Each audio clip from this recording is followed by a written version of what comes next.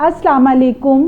एक हामला खातून को वो कौन सी खुराक है जो इस्तेमाल करनी चाहिए और वो खुराक में क्या चीज़ें हैं जो उसे दौरान हमल इस्तेमाल नहीं करनी चाहिए।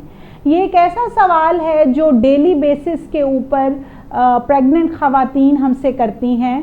अब इसमें यह है कि एक प्रेग्नेंट खातून को बैलेंस्ड डाइट, मुतवाज़न ग़िज़ा इस्तेमाल करनी चाहिए।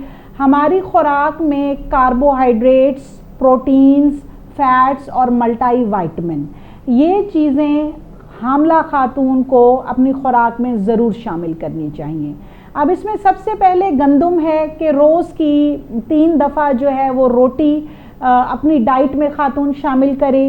रोज़ का 1 अंडा है, इसके अलावा 2 गिलास दूध। ये चीज़ें हामला खातून अपनी खुराक में ज़रूर शामिल करे।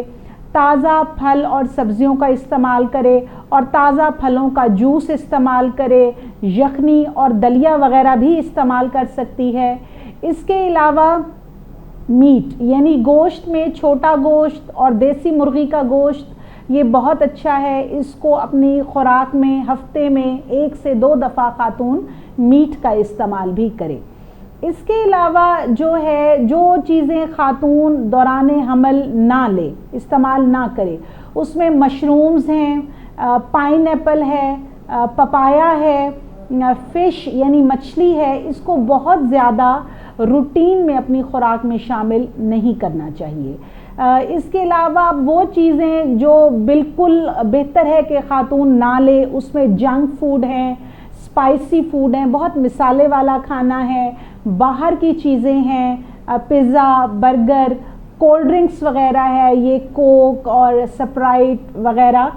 इसके बजाय फ्रेश जो फ्रूट के जूसेस हैं वो इस्तेमाल करें।